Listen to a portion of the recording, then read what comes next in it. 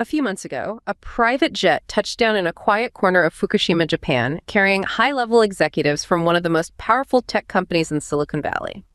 These weren't tourists. They were there to visit a manufacturing plant belonging to Nidabo, a company most people have never heard of. These executives, who command trillion-dollar valuations and dictate the future of global intelligence, weren't there to sign a partnership. They were there to plead. They offered massive capital injections and promised future contracts, all for one thing: more supply. And the response they received from the engineers in the room was a polite, quiet, but absolute no. It is a striking scene, the giants of the digital frontier being told no by a firm that essentially makes cloth. But this isn't ordinary fabric, it's tea glass, a material so specialized and thin that it has become the ultimate choke point for the entire AI industry. While the world's attention is fixed on the high-stakes drama of GPU shortages and TSMC's foundry capacity, the real bottleneck is happening in a sub-basement of the supply chain that almost no one is watching. You see, when an AI chip starts crunching billions of parameters, it generates immense heat. If you use standard materials, the chip's substrate warps, snapping the microscopic connections and turning a $40,000 processor into a useless bleck. Nidabo controls roughly 90% of the market for the tea glass cloth that prevents this warpage. They are the invisible gatekeepers of the AI revolution. What's truly fascinating is the detachment of it all. Despite the frantic energy of the tech world, Nidabo isn't rushing. Their furnaces take years to build, and their looms require a level of precision that money simply cannot accelerate. This instantaneous realization that the most advanced technology in human history is currently tethered to the production schedule of a single Japanese weaving plant leaves one feeling a bit stunned.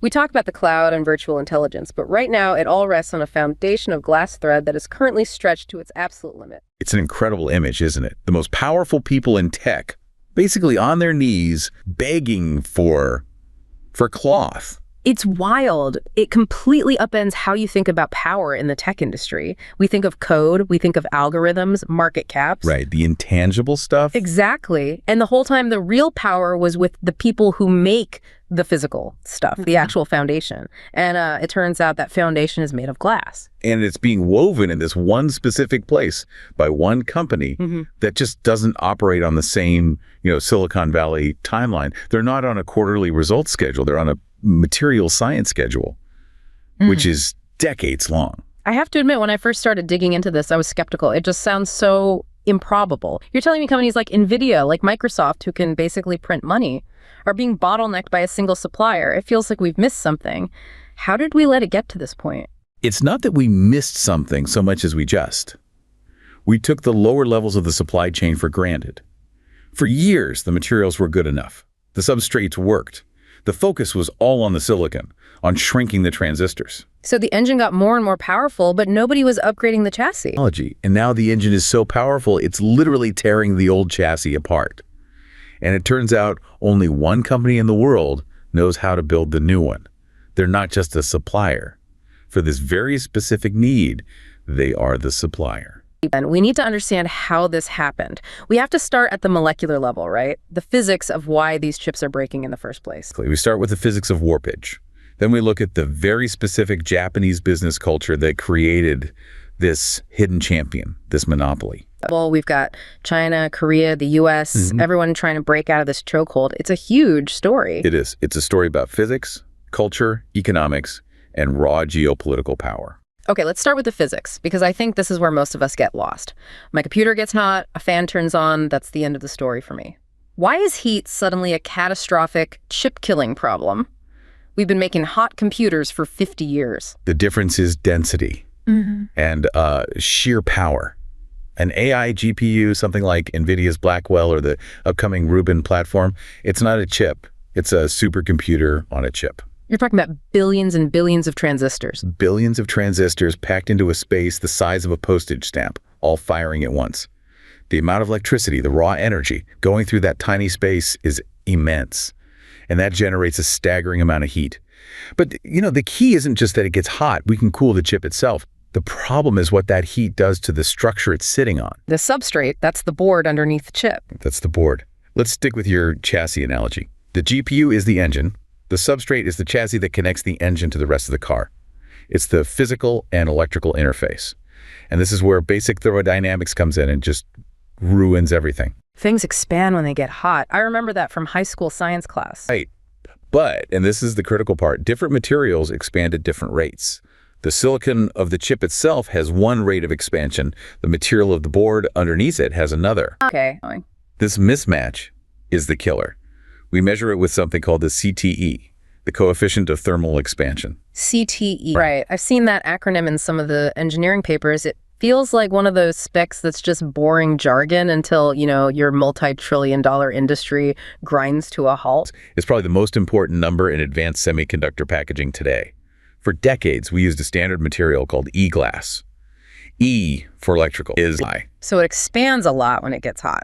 In microscopic terms, a huge amount. So the GPU heats up to, say, 80, 90 degrees Celsius under load. The E-glass board it's sitting on starts to swell. It physically gets bigger. But the silicon chip on top of it, silicon has a much lower CTE. It barely moves. So the chassis is stretching, but the engine isn't. Perfect. And they are soldered together with thousands of microscopic, incredibly brittle connections. Imagine you have two pieces of wood, and you've glued them together with thousands of tiny, delicate, uncooked spaghetti strands. Okay. Now, what happens if you pull the bottom piece of wood sideways, but hold the top piece still? All the spaghetti snaps. Every single one. That's what's happening inside the chip package. Those spaghetti strands are the bumps or micro bumps. They're the tiny solder balls that carry all the power and data between the chip and the board. When the substrate warps, when it bends even a few microns because of that thermal mismatch, it just shears them right off. And that's a dead chip. It's a dead chip. It's an open circuit. The electrical path is physically broken.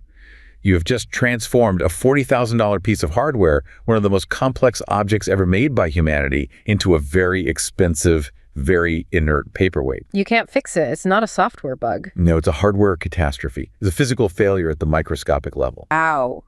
That is profoundly fragile. So the entire challenge, the whole game, is to find a material for that substrate, for that bottom piece of wood that doesn't expand when it gets hot. Or, more accurately, one that expands at almost exactly the same rate as silicon. You need a material with a very, very low CTE. You want it to be dimensionally stable. And that is where Nidabo enters the story. With their T-glass. With their T-glass. The T stands for thermal. They spent decades developing a glass formula that is incredibly stable under heat. How much of a difference are we talking about here? Is it a marginal improvement? Oh, it's a sea change. A standard E-glass might have a CTE of, say, 5 or 6 parts per million per degree Celsius. Nidabo's T-glass is down around 2.8, and their next generation is targeting 2.0. Which is much closer to silicon. It might not sound like a big drop, but when you're dealing with connections measured in nanometers, that's the difference between a working AI supercomputer and a failed component. The T-glass keeps the chassis rigid and stable so the engine doesn't tear itself off its mounts. Okay, so Nidabo has the secret sauce. They have the recipe.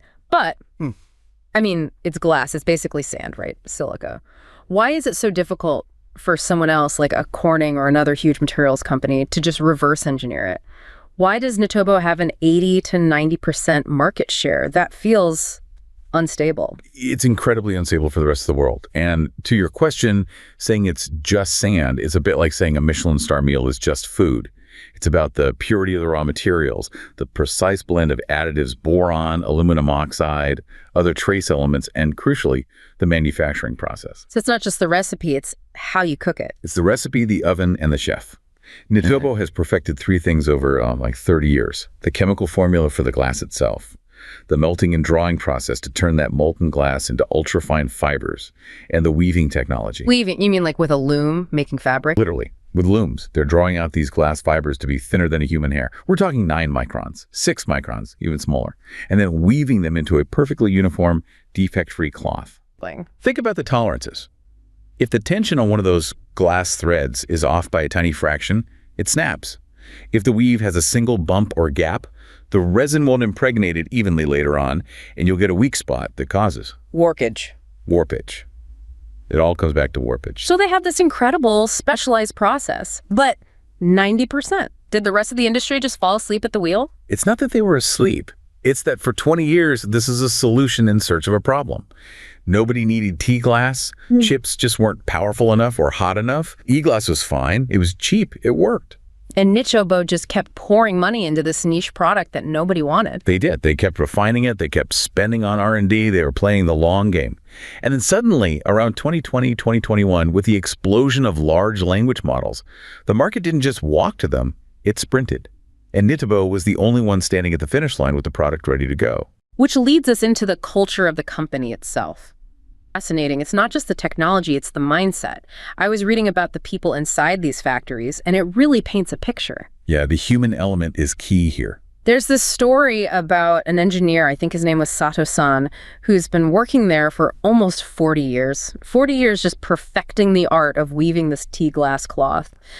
And to anyone on the outside, he's just a factory worker in a quiet town in Fukushima. But to the CEOs in Silicon Valley, he's basically the most important person in the world right now. He's the gatekeeper. And the story goes that he just has this deep, intuitive understanding of the material. He knows that heat changes everything, that if the fibers aren't woven with this almost insane level of precision, a $40,000 GPU will just crack itself to death. Philosophy, the Japanese call it monozukuri. Monozukuri, the art of making things. Right. It's this deep-seated belief in craftsmanship, in perfection, in the idea that some things simply cannot be rushed. You can't just throw venture capital at a problem like this and solve it in 6 months. And that's the culture clash, right? For Sato-san, the fact that the entire world has to wait for his factory's production schedule isn't a business strategy to create scarcity. It's just the natural pace of doing things perfect. It's the time it takes, and that drives the software world, which moves in weeks absolutely crazy. As someone who watches these supply chains, I find that both admirable and, frankly, a little terrifying. There's this romanticism to the hidden champion model, this small, specialized company holding the giants in check through pure quality. Right. But it's also a massive single point of failure. This obsession with monopoly through perfection creates such a rigid bottleneck. It treats this explosive global demand for innovation as, like, a secondary concern to their internal process. That's the double-edged sword of monozukuri. That stubborn pride you mentioned. It's what built their competitive moat. It's why they're the only game in town. For years, their investors were probably tearing their hair out saying, why are we spending so much on this tea glass research? There's no market. Right. It was a money pit for decades. But that long-term view is what paid off. Is it just pride? Or is there some brilliant industrial strategy at play here? If you're Nidabo and you have a line of billionaires at your door, you don't have a lot of incentive to rapidly increase supply and lower your prices. You can name your price. There's definitely an element of leverage. They have a massive pricing advantage right now. But the reporting suggests that even if they wanted to triple production tomorrow, they physically can't. The moat around their business isn't just cultural. It's intensely technical and financial. Okay, let's break down that moat. What are the alligators in there? You mentioned patents. It starts with an ironclad, airtight patent network. It's not just one patent on tea glass. They have patents covering the specific chemical composition, the purification of the raw materials, the design of the bushings that draw the wire, the little diamond or platinum nozzles that the molten glass is pulled through to form the fiber, the shape, the material, the temperature control, all of that is proprietary and patented. Then they have patents on the chemical treatments they apply to the fiber's surface so that the resin will stick to it properly, and patents on the loom technology itself. It's a web. So a competitor can't just copy one piece. You'd have to reinvent the entire chain. You'd have to reinvent everything, and you'd be fighting their lawyers every step of the way. But the patents are almost the easy part. The real barrier is the unwritten knowledge, the black box know-how. The Sato-san factor. The Sato-san factor. Scaled across the whole company. You can't just go buy a tea glass furnace from a supplier. They don't exist. Nidabo designs and builds their own.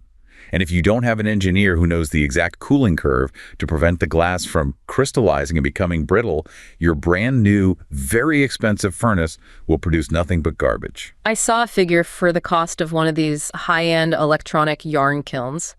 It was something like 1.5 billion yuan. Which is over 200 million US dollars for one production line. That is an astronomical amount of capital to risk on a process you haven't mastered yet. It's an insane gamble. As a competitor, you have to put $200 million on the table just to see if you can even produce the stuff. And if your yield rate, the percentage of usable cloth you get from a batch, is too low, you're just burning cash. Nidabo's already paid for those lessons over 30 years. Their yields are high. Their quality is consistent. But I have to ask, $200 million. For companies like Apple or Google or Microsoft, that's what they find in the couch cushions. Why don't they just vertically integrate, build their own T-glass factory, cut out the middleman entirely? Because money can't buy you 30 years of experience. You can write the check for the building, for the machines. You can't write a check that instantly gives your engineers the thousands of failed experiments worth of knowledge that Nidabo has. So by the time Apple built a working factory, the technology would have moved on to the next thing. They would be years behind the curve. It's a classic example of what some analysts call material hegemony. Material hegemony. Powerful. It's the idea that true foundational power in technology comes from controlling the raw materials. In the 19th century, Great Britain's hegemony was built on steel. They controlled the best steel production so they could build the best ships, rails, and engines. And after World War II, it was the U.S. with aluminum and then silicon. Right. And today, for the most advanced electronic materials, the photoresists from companies like JSR and Shin-Etsu, the specialized polymers, and this ultra-pure glass cloth, that hegemony lies with Japan. The fundamental truth is, if you control the atoms, you ultimately control the bits. And that kind of control is bound to create geopolitical friction. If I'm China and my entire national AI strategy depends on getting a steady supply of NVIDIA chips, which in turn depend on this one Japanese company, that's an unacceptable vulnerability. It's a strategic nightmare for them. And it's why we're seeing this global scramble to break the bottleneck. The Chinese tech sector in particular is throwing everything it has at climbing this wall. They call it the stranglehold problem. There have been reports for years about Japanese material suppliers using what they call exclusion logic. Basically, if you're a Chinese company like Huawei or ZTE, you might get charged 10 times the price, or you might just get a flat, no, we won't sell to you. We've seen that happen repeatedly, especially when U.S. sanctions come into play. Suddenly, your supply of a critical material gets cut off. So for China, developing a domestic T-glass alternative isn't just a matter of national pride or saving money. It's a matter of national security and economic survival. So who are the main Chinese players trying to break down this wall? Are any of them getting close? Well, there are a couple of major efforts.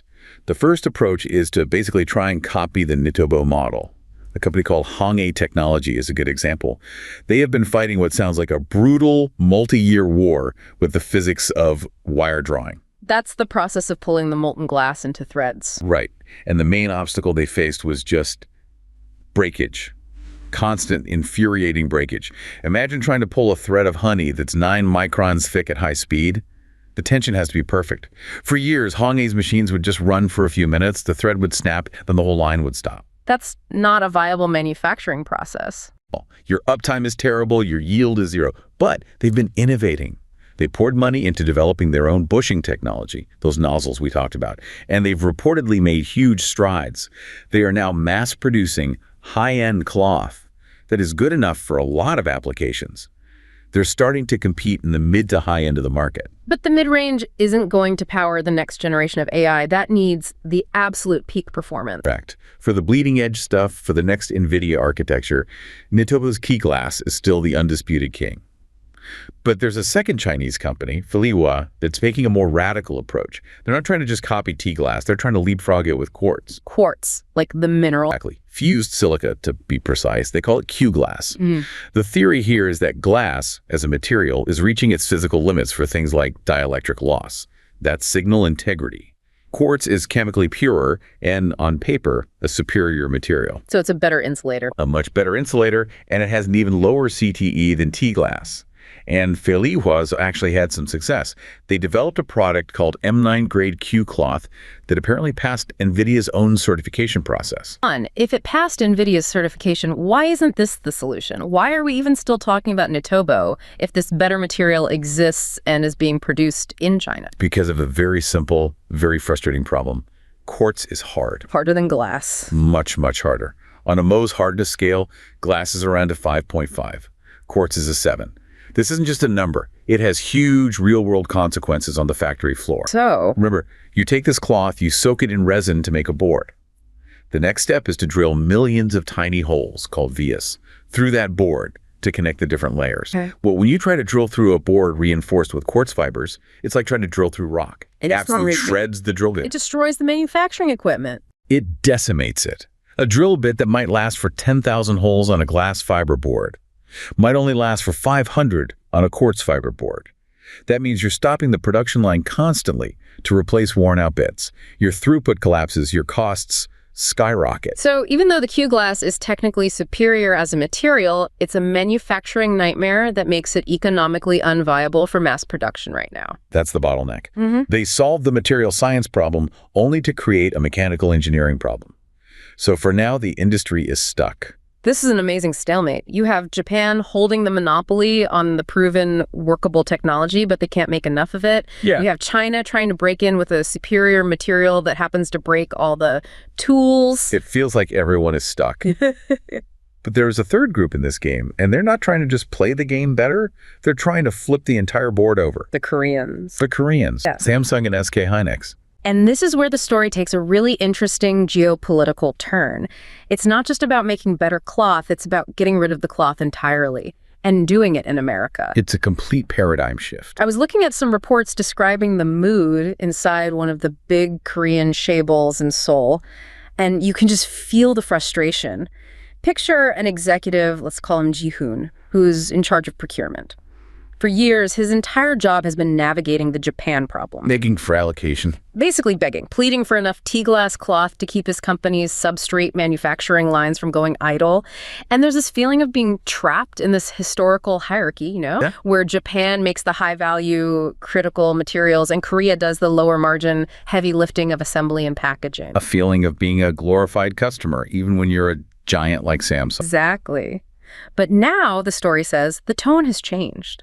This executive, Ji-hoon, is spending half his time on planes not to Tokyo, but to Covington, Georgia, in the U.S. He's overseeing a massive, multi-billion-dollar bet on something called Glass Core Substrates. This is the escape plan. It's an escape mission. They're trying to bypass the Japanese looms, bypass the entire concept of woven fabric, and build a new foundation for the industry on U.S. soil. It's this huge gamble to finally break a monopoly that's defined the power structure in East Asia for decades. And you can really feel the tension there. It's not just business competition. There's a deep current of national pride, of technological sovereignty at play.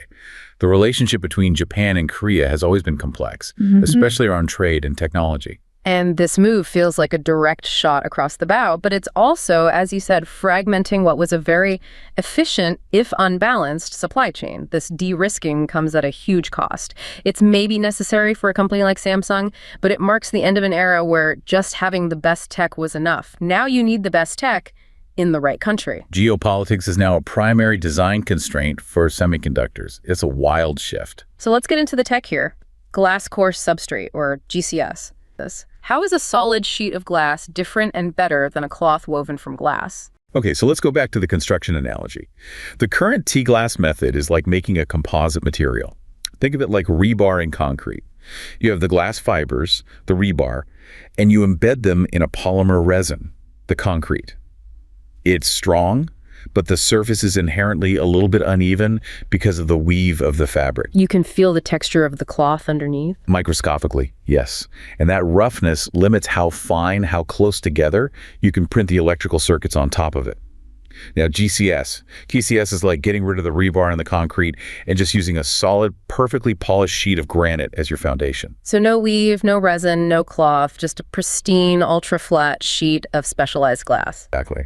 Imagine a perfectly clean, perfectly flat microscope slide, just much larger and engineered to incredible tolerances. Because the surface is so smooth, you can use photolithography to draw much, much finer circuit lines. More lines means more data pathways, more speed. A lot more speed. The early projections are for something like a 40% increase in signal speed and a 30% reduction in power consumption for the same performance. It's a massive leap. And because a solid sheet of glass is much stiffer than a flexible resin board, the warpage problem. It basically goes away. It's almost completely eliminated. This is the technological endgame for substrates. This sounds like a miracle cure, so why aren't we doing this already? If it's so much better, why have we been messing around with cloth for so long? Catch. There's a very big, very sharp catch. Glass is brittle. Right. It breaks. It shatters. And handling a massive dinner tray-sized sheet of glass that's thinner than a credit card in a high-speed automated factory is an absolute engineering nightmare. Imagine, you drop a roll of T-glass cloth, you pick it up, you drop a glass core. It explodes into a million tiny shards.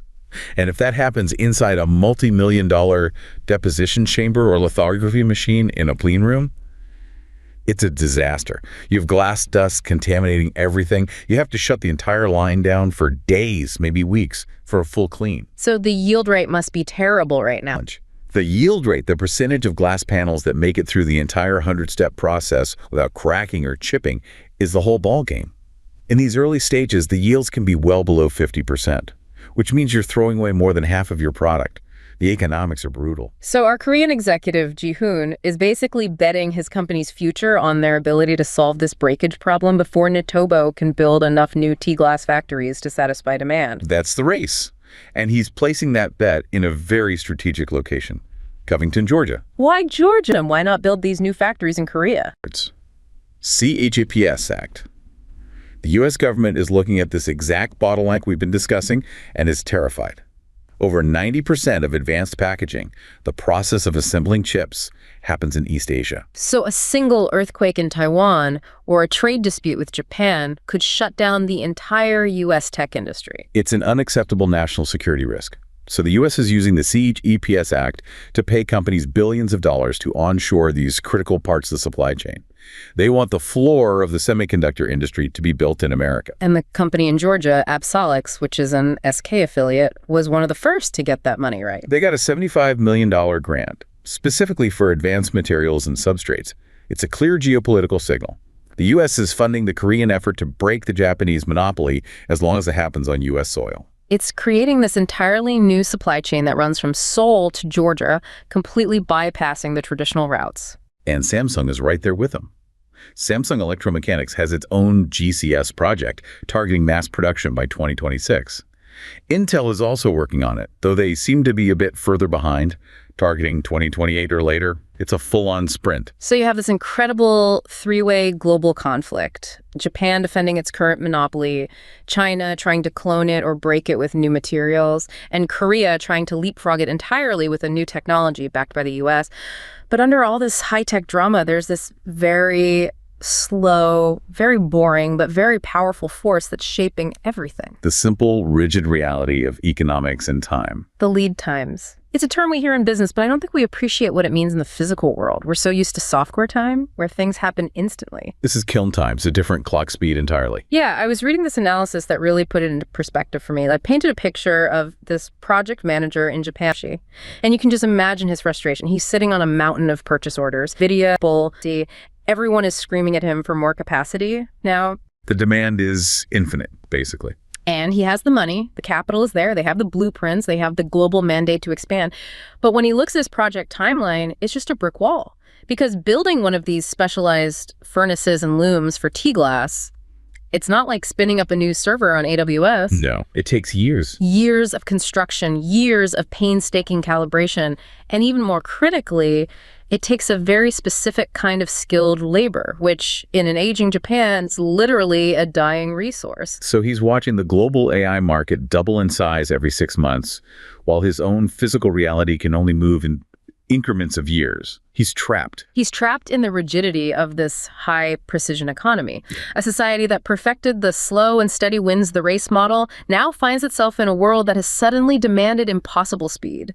The bottleneck isn't just machines, it's the physical limit of a society. That really does highlight the collision, doesn't it? We talk about AI as this abstract, ethereal, almost magical force.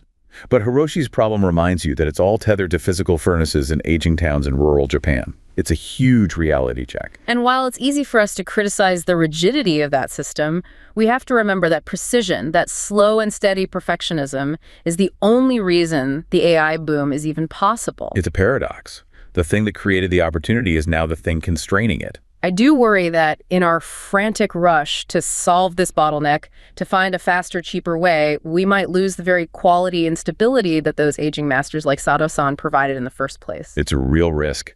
This is a collision between the infinite speed of software and the stubborn, unchangeable laws of material science and demographics. Let's talk more about that demographic piece. Is the labor shortage in Japan really that acute? Can't they just train new people? The problem is the timeline for training. To operate one of these advanced looms, you're not just pushing buttons, you're listening to the hum of the machine. You're feeling the tension in the line. You're spotting defects in a thread. It's almost invisible to the naked eye. It's more of an art than a science. It's an apprenticeship. It's a long apprenticeship. It can take 5, maybe 10 years for someone to become a true master craftsman. And with Japan's aging and shrinking population, there are simply fewer young people entering these traditional manufacturing fields. So Hiroshi can get the budget for a new factory, but he literally can't find enough qualified people to run the machines. Wow. And then you add on top of that the financial risk for Nidabo. You called it irreversible investment. Text. It means that if you're Nidabo and you spend $200 million on a new tea glass kiln, that kiln can only do one thing: make tea glass. If the market suddenly collapses, or if the Korean GCS technology takes off in 3 years and makes tea glass obsolete, that $200 million kiln is worthless. It's scrap metal. It has zero resale value. You can't repurpose it to make anything else. Compare that to Amazon. If they buy too many cloud servers, they can always find another use for them or sell them. The investment is flexible. Nidabo's investment is rigid. It's a one-way bet. So if you're the CFO at Nidabo, you're looking at NVIDIA's stock chart going vertical, and you're not seeing infinite demand. You're seeing a potential bubble. You're remembering the dot-com bust of 2000 or the crypto bust. You're deeply, deeply cautious. You're not going to bet your century-old company's future on a demand spike that might evaporate in 18 months. Yeah. So you expand, but you do it slowly, cautiously, prudently. And that prudence is what is causing absolute chaos for the rest of the world. It creates this brutal allocation problem. If the supply of tea glass is fixed, or only growing very slowly, until 2027, who gets the cloth that is available? It becomes a game of triage, and the biggest and most important customers eat first. NVIDIA gets top priority because they are the market leader and drive the whole ecosystem. Apple gets priority because their volumes are just astronomical. Exactly. The big guys get their orders filled. But what about the innovative AI startups, the university research labs, the smaller cloud providers trying to compete with Amazon and Google? They get out of the back of the line. They get the leftovers. They get the leftovers, or they're told the lead time is 2 years, or they're forced to use lower quality e-glass, which puts a hard ceiling on the performance of the chips they can design. So this physical supply bottleneck actually reinforces the market power of the existing tech giants. It creates a literal glass ceiling that prevents new competitors from emerging. Like a massive barrier to entry. You can have the most brilliant AI chip design in the world on paper, but if you can't secure the advanced substrate material to actually build and package it, your design is worthless. It's just staggering to trace the ripple effects of this one single material. We've gone from a quiet boardroom in Fukushima to the factory floor with these master weavers, to Chinese labs breaking their tools on quartz, to a high-stakes bet on solid glass in rural Georgia. It's a perfect illustration of the material reality of our digital age. We're obsessed with the software, with the code, with the intelligence, but all of that is built on a physical stack. And that stack begins with material science.